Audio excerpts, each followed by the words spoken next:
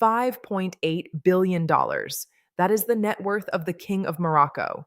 5.8 billion. His palace costs $960,000 a day to operate.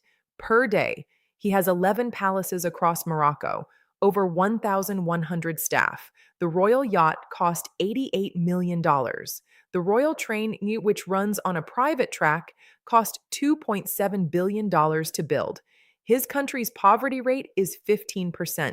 4.8 million Moroccans live in poverty, but the palace runs on $960,000 a day. Welcome to the list that every African leader is afraid you will see. I am Amara Diallo. This is Redline Africa, and today we are going to walk through the personal wealth of Africa's richest heads of state, dollar by dollar, villa by villa, wife by wife, while their citizens starve. Subscribe right now, like this video, and share it before you finish watching. Because by the time we reach the end of this list, you will understand exactly why your country is poor. Let us begin at the top. Number 1, King Mohammed VI, Morocco. Net worth, $5.8 billion. He inherited 35% of SNI, Morocco's largest investment holding company, which owns stakes in the country's biggest bank, its largest mining company, its sugar industry, and its dairy sector. He does not just rule Morocco, he owns Morocco. The line between the state and the king's personal wealth is invisible. His fortune makes him the wealthiest head of state in Africa by a factor of 10. 11 palaces. The Rabat Royal Palace alone covers 209 acres. The annual operating budget for the royal household is $350 million. That is $960,000 per day. The money comes from the state budget. Moroccan taxpayers fund the king's lifestyle. Meanwhile, Morocco's unemployment rate is over 13%. Among young people, it exceeds 30%. In rural areas, 40% of the population lacks access to clean water. A Moroccan teacher earns approximately $5,000 per year. The king spends more on his palace in 5 days than a teacher earns in a year. Number 2, Bola Ahmed Tinubu, Nigeria. Net worth, $4 billion. The president of Africa's largest economy, a man who claims to have made his fortune through consulting in business before entering politics. But the details of how a former state governor accumulated $4 billion have never been fully explained. His inauguration in 2023 was one of the most expensive in African history. Nigeria produces 2 million barrels of oil per day. It has 37 billion barrels of proven reserves, and 70 million Nigerians, nearly half the population, live in extreme poverty. The country cannot provide reliable electricity to Lagos, its largest city. It cannot provide clean water to most of its citizens. It cannot provide security to its northern regions where armed groups kidnap school children. $4 billion and 70 million people in extreme poverty in the same country under the same president. Number 3, Teodoro Obiang Nguema Mbasogo, Equatorial Guinea. Net worth, $600 million. In power since 1979, 47 years. His son, the vice president, had a $107 million mansion seized by French prosecutors on Avenue Foch in Paris, one of the most expensive residential addresses in the world. The same son owned a fleet of supercars, including Bugattis, Ferraris, Rolls-Royces. He spent $300,000 on Michael Jackson memorabilia in a single shopping trip. Swiss authorities seized 26 of his luxury cars during a corruption probe in 2016.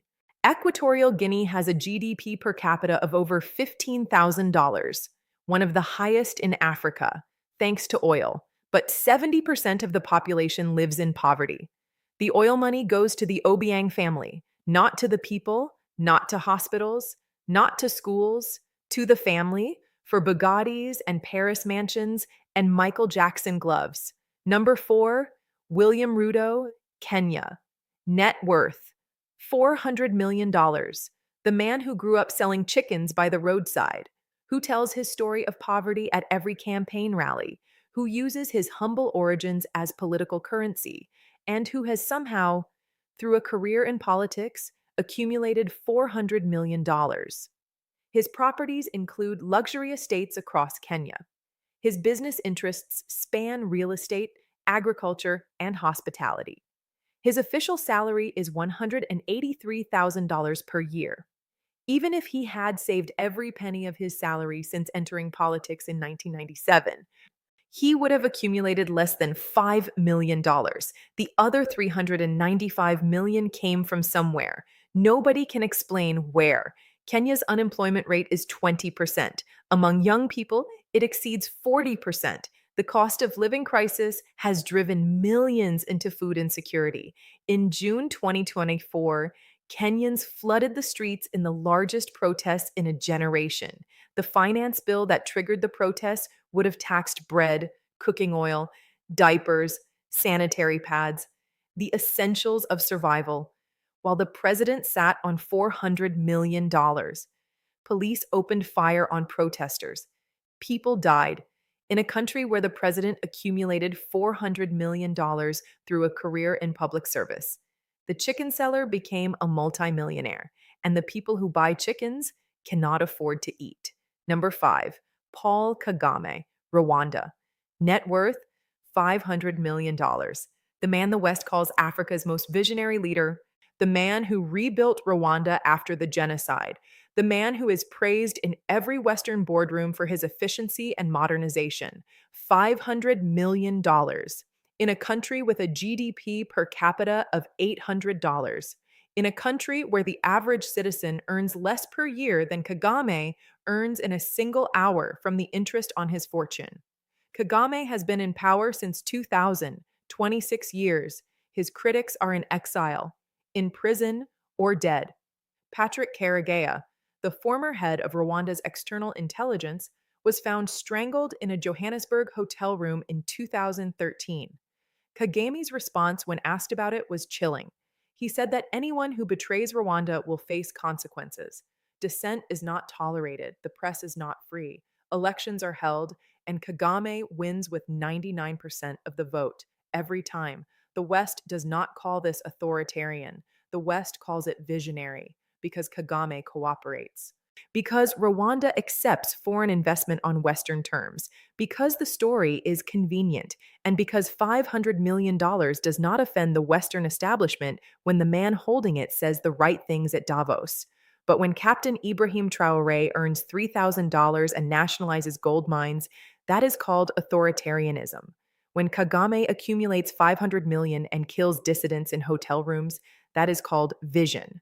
The double standard is the system, and the system works. Number 6, Paul Biya, Cameroon, net worth $250 million. In power since 1982, 44 years. He spends months every year at the Intercontinental Hotel in Geneva, 16th floor, $40,000 per night, an entourage of 60 people. His total spending on Geneva hotel stays since 1982 is estimated at $65 million. $65 million on hotel rooms. His daughter has a permanent room reserved at the Intercontinental. Cameroon's poverty rate is 40%. Half the population lacks clean water. When a train derailed in 2016, killing 75 people, Biya was in Geneva. He returned 2 days later. He is 93 years old. He can no longer walk unaided. His government banned media from discussing his health, and he is still the president, still booking the 16th floor, still flying the entourage, while his country crumbles. Number 7, King Mswati III, Eswatini. Net worth $200 million. Africa's last absolute monarch, 15 wives, each wife given her own palace. He bought a $13.2 million private jet as a birthday present to himself. His wives take multi-million-dollar shopping sprees to London and Dubai. He was spotted wearing a $6 million watch at a United Nations summit. A $6 million watch at a meeting about global poverty. The irony was visible from space. Every year, he hosts the Reed dance ceremony, where thousands of young women dance bare-chested before him, and he selects a new wife. His 15th wife was chosen when she was 17 years old. The annual cost of maintaining the royal household, including all 15 palaces, is estimated at over $60 million in a country of 1.2 million people. Eswatini's poverty rate is 63%. Unemployment is 42%. Life expectancy is 57 years, one of the lowest in the world. The HIV prevalence rate is 27%, the highest on Earth. His citizens live on less than $1.25 a day, and the king wears a watch that costs more than most of his subjects will earn in 4,800 lifetimes. Let me repeat that number. $6 million on his wrist, $1.25 in their pockets. Same country, same king. Number 8, Yoweri Museveni, Uganda.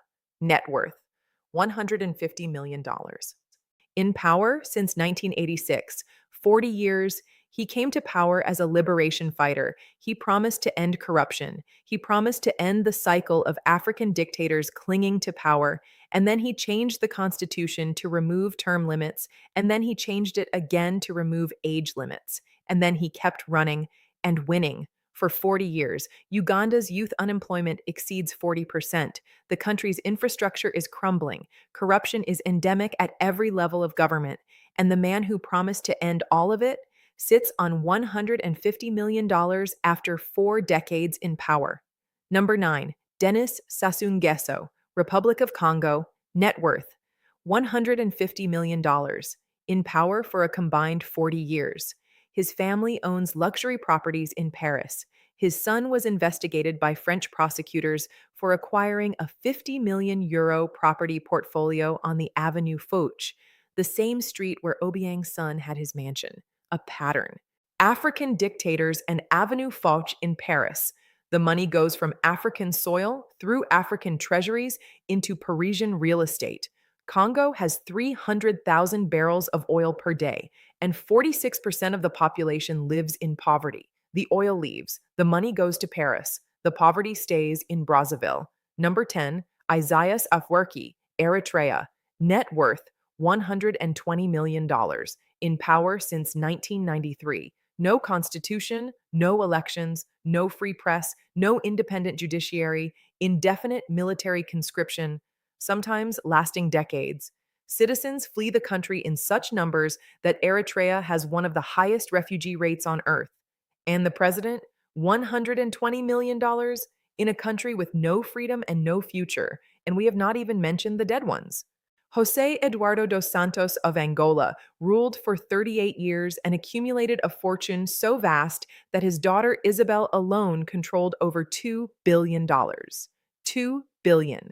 She was later charged with corruption after assets were traced across 4 continents: properties in London, diamonds in Switzerland, bank accounts in Dubai. Angola is the second largest oil producer in Africa. More than 50% of its population lives on less than $2 a day. The oil left, the money left, the poverty stayed.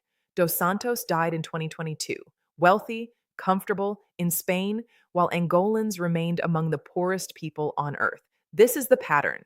On every line of the list, in every country, the leader is rich, the people are poor, the resources exist, the wealth is extracted, and the gap between the palace and the street grows wider every year. Now, imagine a different kind of leader, a leader who inherits a country in crisis, at war, with 40% of its territory lost to jihadists, with billions in debt, with gold flowing out to foreign refineries, with a political class that has been stealing for decades. And instead of enriching himself, he does this. He rejects the presidential salary. He keeps his captain's pay, $3,000 a year. He does not move into a palace. He stays in military barracks. He does not buy a luxury car. He uses military vehicles. He does not take a vacation. 3.5 years, 0 days off. He does not have a personal social media account. No Instagram, no Twitter. His wife does not appear in magazines. His children do not attend European schools.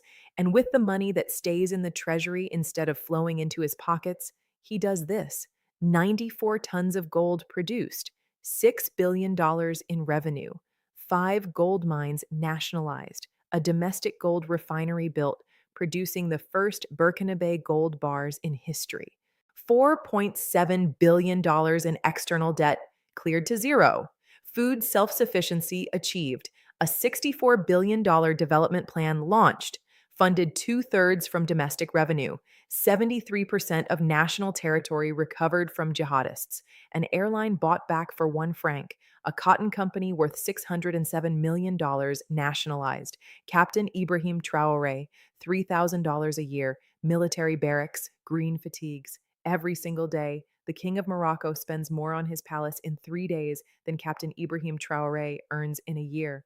Obiang's son spent more on Michael Jackson memorabilia in one shopping trip than Ibrahim Traoré has earned in his entire presidency. Biya spends more on one night in a Geneva hotel than Ibrahim Traoré earns in 6 years.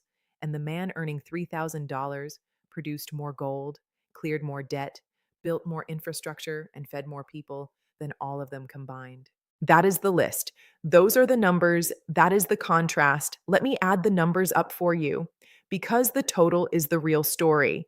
Mohammed VI, 5.8 billion, Tinubu, 4 billion, Obiang, 600 million, Ruto, 400 million, Kagame, 500 million, Biya, 250 million, Mswati, 200 million, Museveni, 150 million, Sassou, 150 million, Afwerki, 120 million, Dos Santos family, over 2 billion. Total. Approximately $14 billion held by the leaders or former leaders of countries where hundreds of millions of people live in poverty. $14 billion.